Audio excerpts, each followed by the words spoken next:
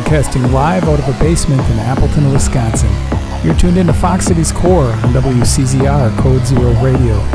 We're the show that gives you an opportunity to call in and be a part of the show. Our call-in line is 920-358-0795. Core. Hello everybody, welcome to WCZR's Fox Cities Core on Code Zero Radio. Today I'm excited to talk with David Pietila. He's a driving force behind SourceTrack Studios. Known for his exceptional skill in audio engineering and production, David has been a cornerstone in the local music scene, helping countless artists bring their music to life. He's recently moved the studio. SourceTrack Studio has been moved, and I can't wait to hear all about it. I'd like to welcome David Pietila. Thanks so much for that intro. It's better than I deserve. Well, and this is exciting news. So this was you had the grand opening about 2 weeks ago? Something like that, yeah. How has that been being in that new space? It's I can't begin to tell you how amazing it is. Obviously, it's a big building. The live room sounds phenomenal, but the control room is even better. And the massive lounge where people get to just hang out in and enjoy being there when they're not doing the work. I don't know, the whole thing. It's hard to put into words. I have so much fun there, and I love that it's out of my house. Well, tell me about how you started the studio. What motivated you to start your own studio? It's a really dumb story. So when I was choosing what to go to school for, I was in a band in high school, and I was like, oh, I like music, and yeah, I'll go to school for music. So I wanted to go to Oshkosh because they had a good Japanese program, and that's my minor. And I've been taking Japanese since 5th grade. So I wanted to keep that going. But I needed something with music, and they had a good recording program at Oshkosh. And I thought, oh, recording sounds cool. Then I could record my band. And I'm so lucky, and I fell in love with it because what a dumb way to pick a major. So ever since I got behind the glass and got my hands on, they had a Sony console there. It was like an MXP 3000 or something. I just fell in love with it. I thought it was the coolest thing I've ever seen. So, and prior to that, you had no experience with recording at all? Oh, zero. I kid you not. I could barely turn on a computer when I started college. I'm not kidding. And you know, obviously being around this stuff and doing it enough, I've gotten the experience to, I built my own computer and I put together my studio, and I can actually do the things now. But I started from basically ground zero in college. Well, so before we even get into the recording, you've been in bands for quite a while. You've been in the scene. Can you tell me a little bit about how you actually got into performing, playing music? Yeah, I started band in 5th grade with French horn. But I started playing bass in 7th grade, and I started my first band in 8th grade. And we played at the talent show. We were so bad. But it was a really cool feeling, and I just wanted to keep that going. It was something that, it was almost infectious. So you're doing the French horn. You play guitar now, though. Yeah. I started playing guitar out of necessity to write songs, and then I ended up going to school for music, and I needed a primary instrument. So I chose guitar, and I found out the day of my audition that it wasn't like metal guitar and shreddy stuff. It was classical guitar. So I failed my audition, did not get it in the first year, and practiced up and made it in the second year, but fell in love with classical guitar and started a college band where I played electric guitar. And then and now I do play bass in Noetic, and I play electric guitar in Shield the Survivors when we do get together. So, how often are you playing in those bands? Noetic, we try to practice once a week. We don't play a lot of shows because we've got a pretty intricate setup. Right now we're focusing more on writing music anyway, and just getting new stuff out there. But Shield the Survivors, we used to play a lot. We would play 3-4 times a month. Sometimes more, and then some people moved away, so we play a lot less often now. We've gotten it down to about once a year. What kind of how would you describe the music from both of those projects?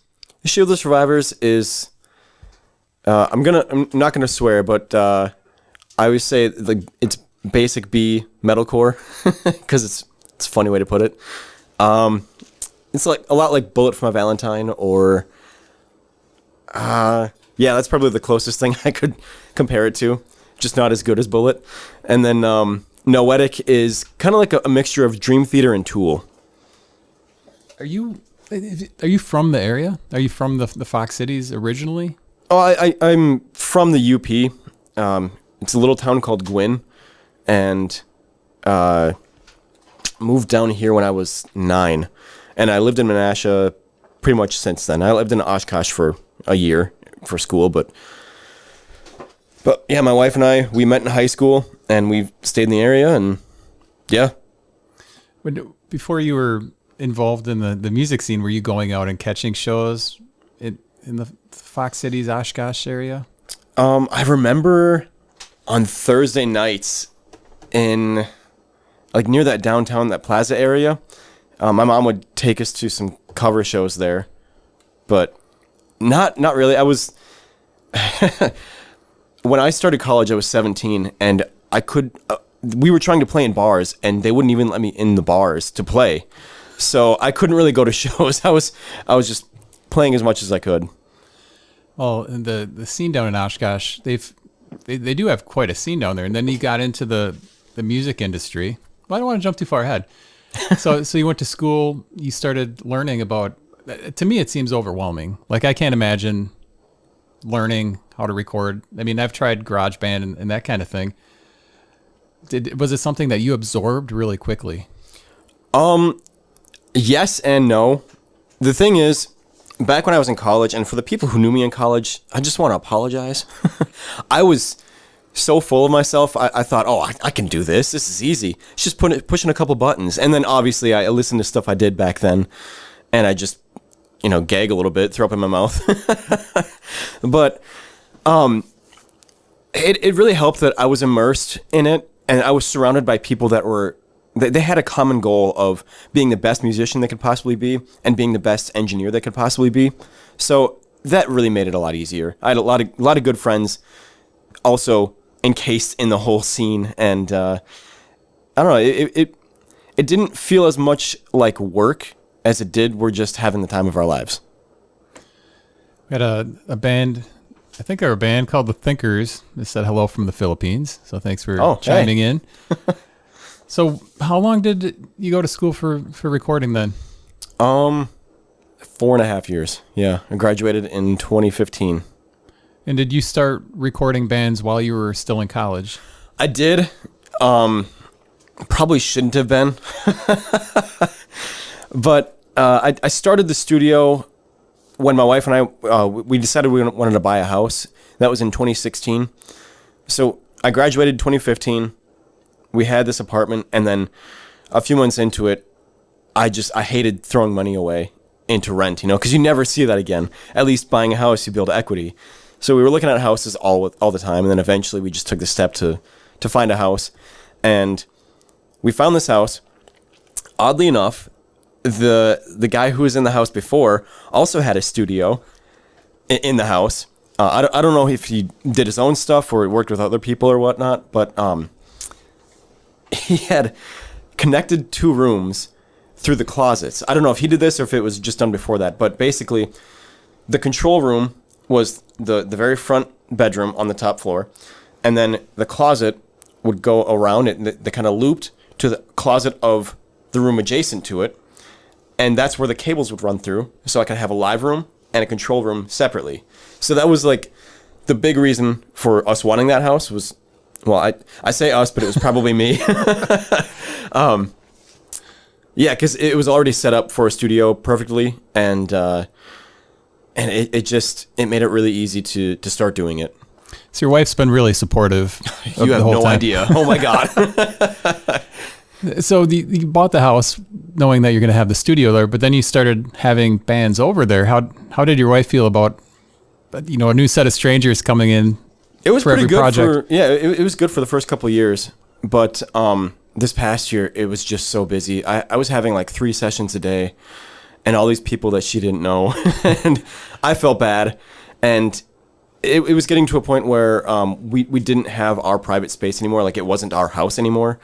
So I was like, all right, we gotta find something. let's find a building and do this for real. Well, how was the soundproofing there? Did you have soundproofing in the walls, or was it one of those things when you're recording drums, you could hear it all throughout the whole house? You could hear it down the block. I've got really cool neighbors too, so they've been awesome with that, and I've never gotten a sound complaint there. Well, you've recorded quite a few projects. There are a couple off the top of my head: Disconapse, The Royal Blue, Bud. I mean, there's a lot of projects that you recorded there. Hundreds of songs. And the sound of the room, you know, are you a big believer in the sound of whatever room you're recording in gets captured, or are you more along the lines of it's how you're turning the knobs? Kind of both. Especially now that I'm in a bigger building, the sound of the room, oh man. it's really nice, and it's making things a lot easier. So I'm glad that I cut my teeth in that little bedroom. It was a 10 by 10 live room and a 10 by 10 control room. If I didn't work as hard as I did to get good sounds in there, I wouldn't be ready for a building like this. But a small room can only sound so good, right? So I had to make do with what I could get, and then I treated the rooms and made them sound as tight as possible. But you can only do so much in the room. The rest of it is turning knobs. Do you have any stories you can share with me about things that happened, bad recording memories that happened because of the space, the limitations on the space? Nothing specific, but man, in the summer, it was always a chore to record up there because it got hot. Because you got two tiny bedrooms, and then I had a small lounge, and there's me, there was Milo the cat, and then there was like 4 other bodies up there making heat, and a drummer going crazy, getting sweaty. Like it got so hot up there. It was unbearable at times. So that kind of answers the question why you moved to the new space. When did you find out the new space was available? My wife sent me the listing. I can't even remember. The past few months have just been a blur trying to get everything ready. I think it was maybe a month or 2 before we moved in, and I sent a message to the landlord, and I was second in line for it. The first was going to be some kind of catering business, but it was going to be too expensive to get the plumbing done, so they backed out and went to another building. So he called me up and asked if I was still interested, and I said, heck yeah, get me in. Take my money. Well, that space was Studio H. Yeah. Way back then, which was run by Tony Anders. I believe even further back, it was a studio. So the place was built. I think was there a salon in between?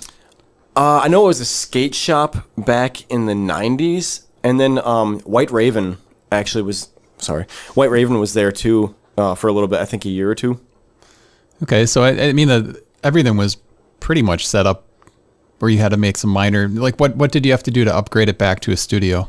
Well, the live room and control room weren't that difficult. I had to redo the floor in the control room because the old vinyl flooring was just, it was a little torn up and it looked kind of ratty. So I wanted to redo that, so I just got some vinyl floor and pounded it in. I'd never done flooring before, so it was aggressively okay. And then we had to paint the heaters, and there was like a gold trim strip on the top lining the live room, and it just looked a little too baby Jesus and not enough rock and roll for a studio, so we just painted that charcoal black instead. So that was it for that. But then, now the last renter in that building, I don't know exactly what it was, but where the lounge is, you were there for the grand opening. Thanks for coming, by the way. Thanks for having me. Yeah. So where the lounge was, in that blue wall, so that wall was torn down. All the flooring was torn up. The light fixtures in the back are gone. So the very back room, that's going to be my video studio. That's still under construction. But we had to get new flooring in there. We had to get new tile. You probably saw where the tile changed. It's very obvious. New tile, new carpet flooring in the back. Had to put up a wall. Had to put drywall and paint. the back was a lot more construction and building than the front. At any point, were you regretting the decision to make the move out of the house? Not at all. Not at all. It's such a cool building. My landlord is so awesome. Tom, shout out. Thanks for being awesome. And Windows. Forgot where I was going. Yeah, no. I was just excited to get everything done and get it moved in. I was kind of nervous about the move because there's a big desk in there to move and a big console, but we got everything moved in one trip. Huge shout out to my brother and Ben Tomac and Dan Smith, my bass player in Shield the Survivors. The four of us were able to get everything moved out in one trip, and nothing got broken, and we got set up that weekend so I could have sessions the following Monday. Yeah, you've got a pretty big desk. Is it called a mixing desk? Well, there's the board, and then I guess it's just a desk that's in the board. Ben Tomac, he custom built the desk around my console. So he made it in pieces to where it could be mobile at any point in time, so you can take it apart easily and move it around where you have to move it, and then put it back together easily. But I made sure he was there for the move because I didn't want to screw anything up. Let's say, was there any fear of breaking that in transport? Oh, God, yeah. I was terrified. Because those U-Haul trucks, they don't have the best suspension, and things tend to bounce around a little bit, so I was terrified. Well, and you were moving it from Menasha, so 10, 15-minute drive, but a lot can happen in 10 to 15 minutes. Well, yeah, with the roads in Menasha, yeah. You also have, in the new space, you've got these sound panels on the ceiling.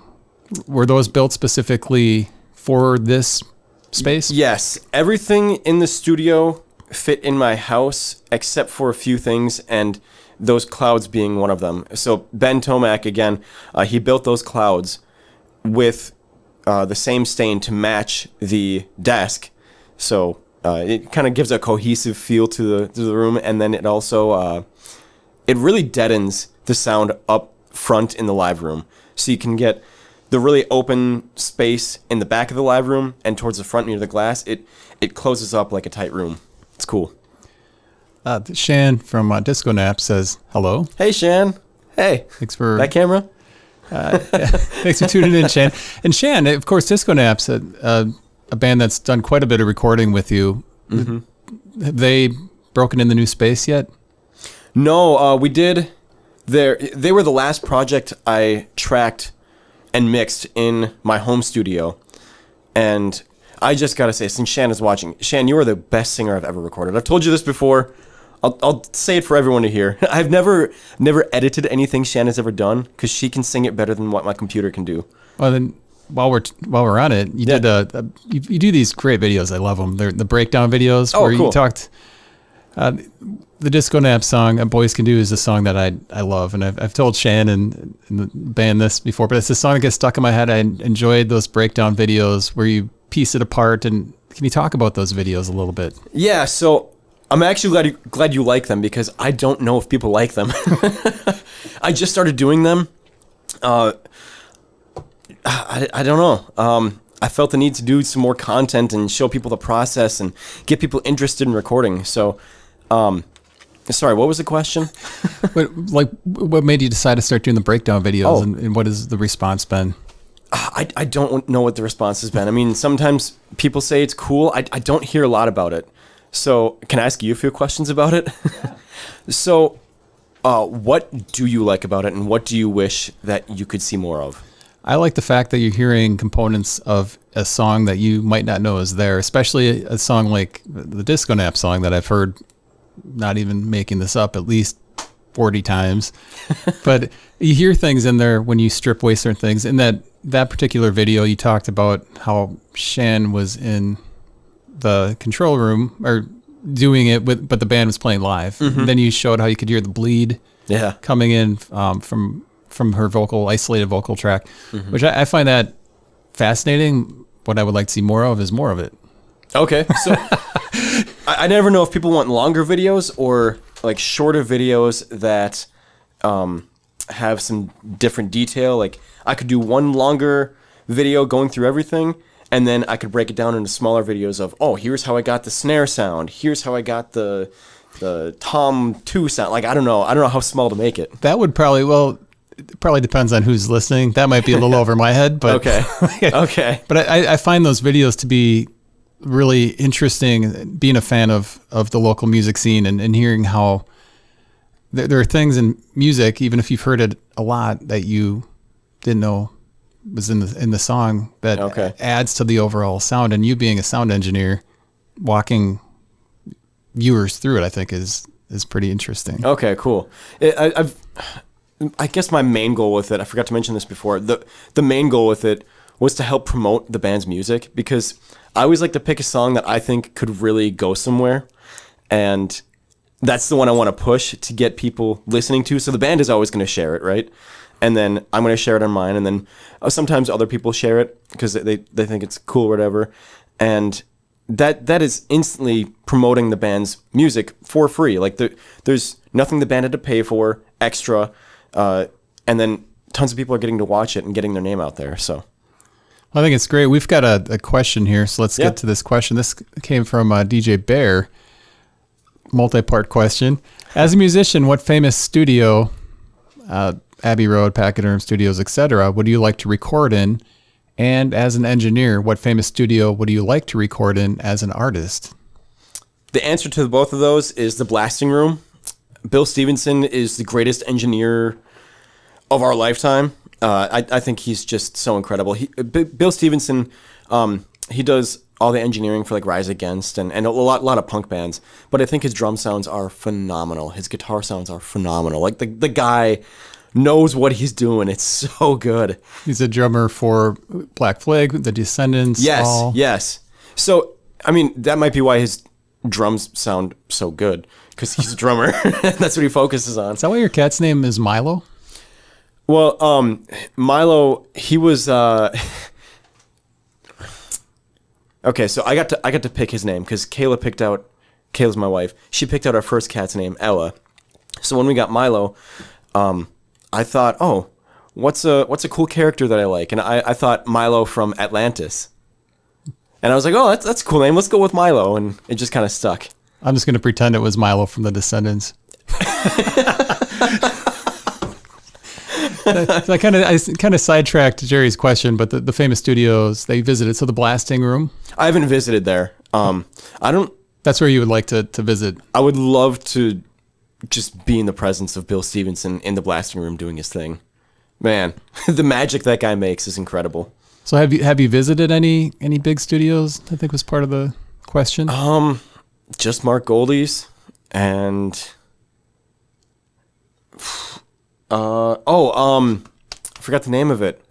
One up in Door County. I haven't been there since he got his Audient board. I forgot the name of his studio. I'm sorry. And then the last part of that was, where would you like to record? So if your band, room. It's a blasting room, Blasting so room. all the way around. Yep. Rock Garden Studio. Was there any feeling of stepping on Mark's toes when you opened SourceTracks? No, Mark's a good friend, and we do things that are totally different. So I don't think we're in competition. If people want Mark's sound and Mark's style and Mark's workflow, like mixing analog, go to Mark. That's great. Honeytone Studio, they're another one. That's another great studio. Oh yeah. Patrick is a super nice guy. Amazing studio. Probably the most beautiful studio in this state, and mostly because of that big Neve board. Oh, it's my dream console. But same thing with Honeytone. Like, we're not in competition. If people want the Honeytone sound, if people want the Honeytone workflow, go to Honeytone. If people want the SourceTrack Studio sound and the SourceTrack Studio workflow and the coffee, come to SourceTrack Studio. I don't think any of us are in competition with each other. We're only in competition with ourselves. At least this is how I see it. I'm only in competition with myself to be better than my last project. So, and I recommend people to Patrick and Mark sometimes too. So it's not like I'm trying to get every artist around here. I want what's going to fit best for the artist. Has there ever been any talk of a collaboration project between Honeytone, Rock Garden, and SourceTracks? Yeah, when I went full-time in the studio, when I quit my day job in 2021 to do the studio full time. Patrick over at Honeytone got word of it, and there was talk of me possibly renting out his studio to mix sometime. I haven't done it yet. Maybe I should, but it's just not my workflow, so I wouldn't feel good about charging someone for a mix that is on something different. I don't know. I should try it just for fun sometime, though. Well, and you've got, you said that you're going to have a video production space at SourceTrack. What kind of stuff are you going to do back there? So I have some courses where I teach people how to record. Sorry, I keep bumping this thing. I have some courses where I teach people how to, record and produce in their home studios. And now that I'm not in a home studio, I want to keep it going. So I've got a small YouTube channel that I just started, and I started putting some stuff on lately. But I've got some brands sending me some gear to do reviews on. I want to maybe do some repair videos, because when I was at Pixel Pro Audio, I repaired a lot of gear. So it'd be cool to show how to do that kind of stuff. My console, I also modded myself. So it'd be cool to take one of the channel strips out and show people how exactly I modded it or something, you know? Is that channel, is that Home Studio Professionals? Is that the name of it? Yes. Oh, that's my courses branding. But my YouTube channel is still SourceTrack Studio. Okay, so you've got a lot of projects on the horizon that you're still going to get up off the ground. Yeah. Well, how's the work that goes into putting together like the class videos? Is that an extensive amount of work? It was, just because I had never done video before. It honestly scared the crap out of me. I was terrified of doing video. And I don't know why. Like, eventually I thought, okay, this is something I have to do. And there are 12-year-olds making videos right now. I'm making records. You know, there's a big overlap there. I'm sure I can do video. So, honestly, I just shoot all the stuff from my phone, and then lately I've just been recording the audio into my SM7B, and then I just put it together and edit it so it doesn't suck, and I sell it.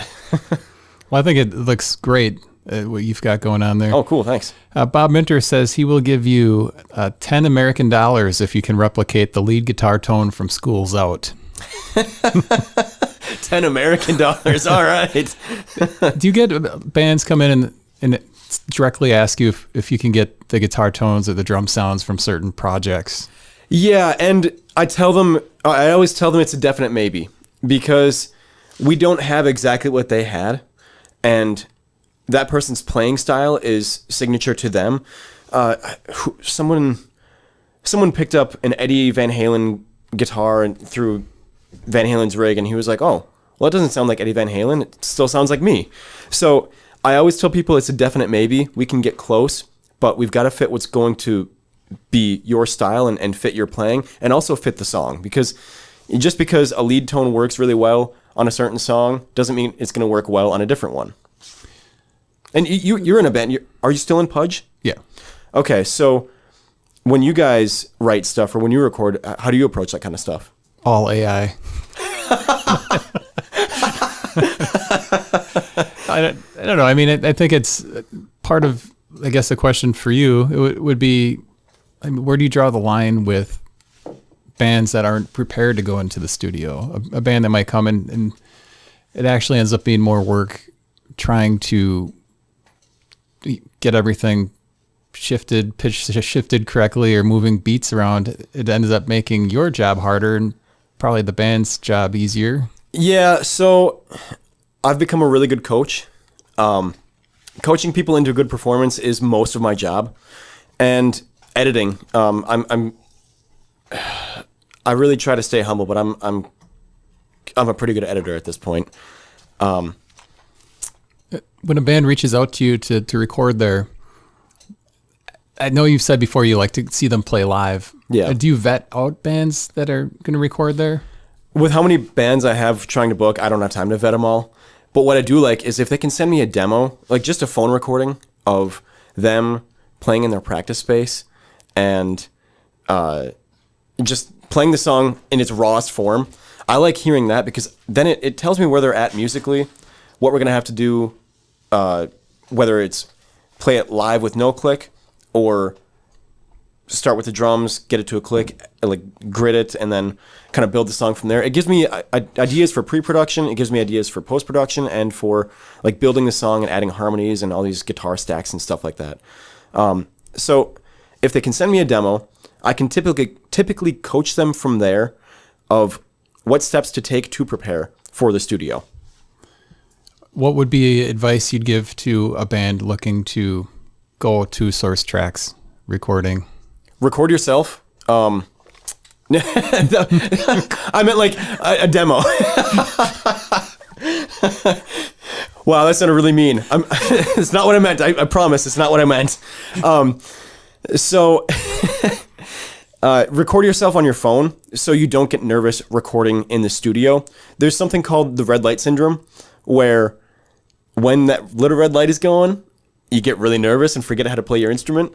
That's real. It happens all the time. It happens to me, and I record myself all the time. So the more comfortable you can get with a recording going, the better off you're going to be. And then if you can practice to a click, so I like to, like what I just did this with Force Field. We mapped out all the tempos, and then we got a click track so that the drummer can practice to the click and the whole band can practice to that click. It's not just about playing to a click. It's about challenging yourself to really hit every note on the beat really hard and just be confident with it. So the things you can do to build your confidence are going to give you a better performance. How do you charge bands to record when they contact you? What's your rate? It depends on the project. Some bands, it works better if we record live. So for bands that want to record live, it's better to do a day rate and get as much. I keep bumping this thing. It's better to get as much done as we can in one day and go from there. Because if we don't have a click, and if we don't have to build elements off of editing and to a grid, we can go a lot faster with it. So it doesn't make sense to charge them the per song rate if it's less work for me. Now the bands that do want a full production, I like to charge per song because I hate looking at the clock. I don't want to be looking at the clock. I don't want bands looking at the clock. I just want a performance. So I used to charge per hour. It didn't go well for anybody. Like, it made everybody nervous. They couldn't play their instruments. It made me nervous because I was like, oh, what if I take too long editing this and then they're mad at me because it's taking too long? The flat rate per song works so much better for everybody because they know exactly how much they're going to pay up front, and we can go into it a lot more relaxed and just focus on getting a good performance. So it seems like the rate thing per song would make it take the stress off, because I think if you're doing per hour, even when you're loading in gear, bands are probably trying to get it in. And how long does it take to set up like the drum sounds? It depends. I just had a drum session. I'm working with Russ Reiser. He played in Vic Ferrari for 30 years, something like that. And Andy, I don't want to butcher his last name, Booher, I think. Booher. Sorry, Andy. Sorry. Phenomenal drummer. We got his kit loaded in, the whole song recorded, a few takes of it, and loaded out in 2 hours. Wow. So it really depends. I mean, sometimes one song can take all day. It depends how big the kit is and how long it takes to set up and how prepared the drummer is. Sometimes it takes all day. Sometimes it takes no time at all. As far as the new space, I know you recorded the new Royal Blue album. Mm-hmm. They're going to be on here in a couple weeks. Nice. Were they one of the first projects in the new space? They were, yeah. It was them. They were the first full band. There's also Hangouts. I think, God, I don't know. Everything's kind of blurring now. Bud was mixed there. Nightmare Hippie Children. Talking too fast. Too much coffee. Nightmare Hippie Children was the first one I mixed there. Then we had Hangouts and the Royal Blue, and yeah, I don't know. There's been a lot already. It's all kind of blurring together. Do you have a record wall with projects that you recorded? Not yet, but I'm kind of working on that. So when bands give me CDs or if they give me a vinyl, I'm kind of working on how I want to get them framed up and line them all across the wall in the lounge so it feels like a big record studio, you know? Well, I was really excited to get there for the grand opening. So you were on a show recently, Mino and the Mayor, Yeah. up in Green Bay. Mm-hmm. Now, during that show, Mayor Jim Schmidt was talking about, he asked you if you manage bands, kind of an old school way of thinking of Back to Motown, I think he referenced. Yeah. You did your best to redirect him. But it's like, that got me thinking, like, it is a lot different than it used to be, where you go in and you're not taking on projects and doing that type of thing. You've got bands that you work with a lot, and I'll throw out Disconapse and Trash Pandas again, but you're not actively managing their career. Correct. I can't do it all. And the thing with those bigger studios back then, like Motown, it wasn't just one person. They had a whole team of people. And this is every record label. And this is why record labels, I think, are still kind of relevant.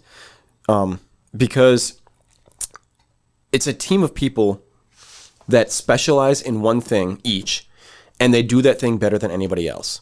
So you've got the band manager, you've got the marketing, you've got the A&R, you've got the distribution, and there's different people on this team specifically for that get the job done in such a phenomenal way that the final product and the marketing behind it it's top notch. And then also a different thing from back then is you get an album done, the rollout goes really fast. Yeah. Do you have any advice for people that want to extend the rollout of an album to make that splash last a little bit longer? Yeah, so things are different now because we have the internet, and the attention span is not quite there anymore. So some people are saying albums are a thing of the past. I don't know. I still exclusively listen to CDs and albums. Maybe I'm old school. I was telling you, most of my friends are in their 80s, so I probably am old school. I was born as like a 50-year-old man. But the thing you can do these days as a band to prolong your release and get the most out of it is release, like if you record, let's say, a full album, you can release one song every 4 to 6 weeks, like one song a month, and that's going to keep your views going. What's going on? Sorry. If you release a song once a month, let's say in January, you have that one song. February, you release your second song. So then people are going to listen to that new song, and they're going to go back and listen to your old song, and you're going to get this cascading effect. So I think you should release your best song first, so people always want to go back to that one. But by the time you get to December, you've got your 12th song released, and you're on the top of everyone's mind. You're fresh in their heads all the time because, oh, it's the 5th of this month. Here's our new song. And people come to expect it, and they're anticipating it and looking forward to it. So you're building traction. You're building, not views, what are they? Plays, building streams, and you're staying on the top of everyone's mind. So as a band, it's hard to always come up with content, but slowly releasing an album, I think it's called like trickling. That's the best way to get the most out of an album these days, and to continually build an audience and stay fresh in their minds. That's great insight into that. And you're one piece of the puzzle. How close are you with the mastering process? Do you do any mastering, or do you send that stuff to Justin Perkins or somebody that specializes in it? I don't like to master.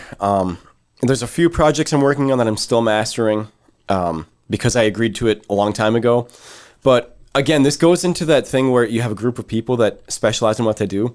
I specialize in production, editing, and mixing. And a lot of people don't really understand what mastering is. I'd very much implore people, implore? Implore sounds good. Yeah, we'll go with that one. Go listen to anything that Justin Perkins has talked about, the difference between mixing and mastering. So mixing, I'll try to give you a quick rundown. Mixing is, let's go the old school way. You have all the faders, and you've got the knobs, and you're getting, you're taking each track. You have access to each individual track, and you can make each track sound as good as it can within the context of everything else. Mastering is they get your final mix, And a mastering engineer, a good one, will make it loud. They can make it translate among all mediums, so it's going to sound the same as on your JBL speaker, your portable one, as it does on a stereo system, and it's going to sound the same in your car, relatively speaking. And mastering is also just good quality control, so they soften the rough edges and bring things out that you necessarily can't hear. And mastering is a lot cheaper than mixing, usually, by the way, because it takes a lot less time, and they only have the 2 tracks, the left and right, to work with. So, I forgot where I was going with this. So, I specialize in production, editing, and mixing. I like to send things off to Justin because I know it's going to be great. Mystery Room Mastering, check it out. He's the best. I don't know which camera. That one? That one? Oh, that one. Okay. And then once we get it back, I like to coach bands through like a release schedule and different things they can do to get the most out of their release. I actually haven't done that in a while. I should probably start doing that again. Here's my accountability, doing it right now. But yeah, I can't do everything to the 100%, and that's why I think outsourcing is a good idea. Does it affect how you're recording if the band tells you in advance we're going to put this out on vinyl or just CD?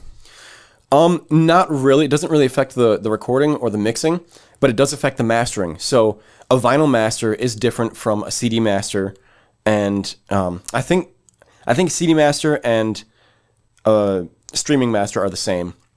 But vinyl master is different, cassette master is different. Yes, cassettes are coming back. It's weird. And I think there's one other medium that has a different master. I can't remember it off the top of my head, but I'm not a mastering engineer, so I don't have to worry about that. But it doesn't affect how the production goes, and it doesn't affect how the mixing goes, but it will affect the mastering. So you have to let the mastering engineer know that in advance. Your studio hasn't been around decades yet. Right. But the ones that have, do you feel it's important for bands to list source tracks as where it was recorded, or list you as the engineer or producer? How do you feel about credits on albums? I think it's so important because if you look at any photography done on that's posted on Facebook, like wedding photography, it's in the contract that you have to credit the photographer. That's how they get more work, is people see their work and they like it and they can contact them. I haven't been a real stickler on it because I don't want to tell bands what to do, but it is very important because if people don't know where it was done, well, how are they supposed to find out and then work with me? I hate saying it like that too because I sound so like, I don't want it to sound conceited, but it's how I make my living, and I think credit is very important. And same thing with anybody involved with a record, like album artwork or anything like that. You want to put credits for everybody. It's the same thing with songwriting credits and stuff like that. How do you keep up with the latest technology? Obviously get to a point where you know your equipment. Mm-hmm. Are you constantly evolving, researching, and finding other recording solutions? Well, it helps that I worked at Pixel Pro Audio for like 6 years. I was kind of in the thick of it, of the newest, latest stuff, and I still do think some of that stuff is important. The stuff that is timeless is the stuff that isn't digital. So my console that I track through, that's from the 70s. That sounds phenomenal. A lot of my microphones, I love the way they sound. I don't want to mess with them.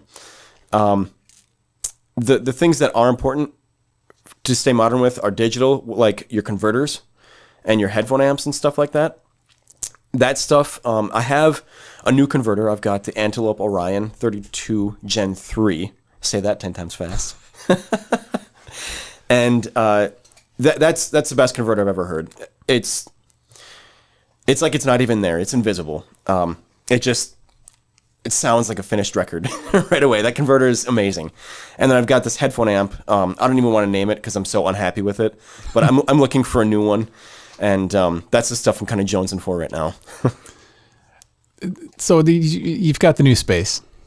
Mm-hmm. You've got the video thing going. And you've got a lot to do yet at this studio. Yeah.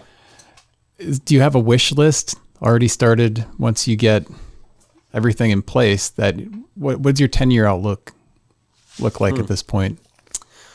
Well, I would like, there's a few things I want to do in the live room. So I want to kind of build like a vocal booth, like a portable vocal booth that can just be shifted around where a vocalist can be, where it's totally dead in there.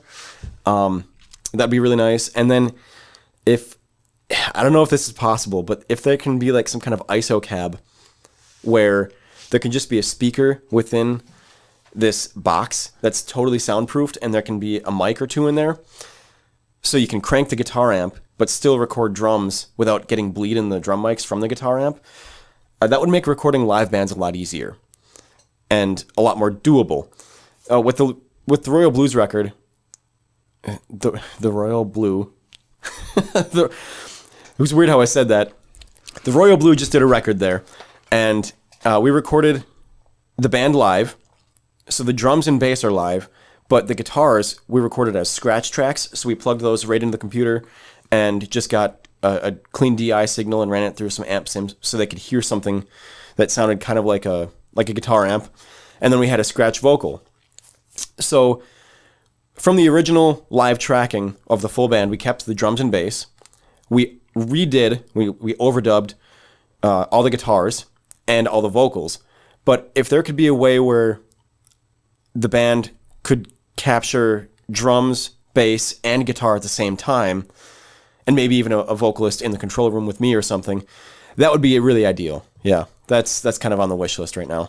I think it might be right up your alley. You might want to reach out to Justin Perkins, who we were just talking about, because he was doing a lot of work at Simple Studios up in Green Bay at one point, and he had a setup kind of like you mentioned. It was a box which was insulated that he said they built for one of his prior bands, Yesterday's Kids, I think, for that same reason, and it fit like a half stack. You know, I'm sure you could put something smaller in there, but yeah, well, a half stack would be perfect, because then any band that brings something in, you know, as long as it can fit a half stack, it can fit anything except a full stack. But don't bring a full stack to the studio. There's no reason. How do you balance your personal music life with your professional music life? Do you listen to music for enjoyment? Not often. I have been recently, but I really need to find. Well, I have other hobbies that don't involve sound. So I'm really into old cars. I've got 250s cars, which explains why my friends are in their 80s, because I'm in car clubs. But yeah, my hobbies don't include much music stuff, much sound stuff, because if I do too much of it, I'm going to get sick of it, and I'm going to lose the passion for it. And another hobby of mine is also coffee and cars. And I like working out and hiking and whatnot. I really like lifting, actually. Really like lifting. That's a good release. You must get bogged down with projects. When you take on a project, how often do you normally go in a day with working on it? It depends what time we start, but I like to be done around 7 or 8 o'clock. I don't like to go too much past that. I'm a morning guy. I drink a lot of coffee, and 9 o'clock is where the coffee starts fading. So I don't feel like I'm going to be as useful after 9 p.m. And I've got a wife, and I've got 2 cats, and I want to be home, you know, every night. And the old studio thing where you'd be going until 3 in the morning, I never wanted that life. And I don't think musicians are going to perform the best at 3 in the morning either. Did you run into a lot of situations at the old space where that would happen? Yeah. I'm sure your wife enjoyed that. I can smell the sarcasm. Yeah. I built her an office in our basement because the studio is upstairs, so that way she could have some good separation between the sound, and there was a floor between, and then her office. And she had like a little gaming setup down there, and we got Nintendo Switches so she could play handheld with some headphones on or whatever. So she got her alone time, which she liked, but having people in our house until like 10 p.m., you know, it's not always fun. Does your wife listen to the bands you record, mixes after the bands record, and give you Sometimes, feedback? Yeah, sometimes. She really liked the Disconapse stuff. She really liked that. Yeah. That makes two of us. Well, I saw your mom at the grand opening. Yeah. Has she been supportive of your career choice? Yeah. She was in the music industry. She worked for Handelman back in the day, and she would put out CDs and whatnot, and get to go to these conferences and meet all these musicians and get private performances, and it was pretty cool. She's probably got a lot of stories. A lot of CDs. Oh my God. Boxes and boxes of free CDs. Well, so the CDs, of course, we talked about. You still listen to CDs, which is great. What's your opinion, your take on AI as it coincides with recording, the whole business of recording an album? Do you think it's just going to automate?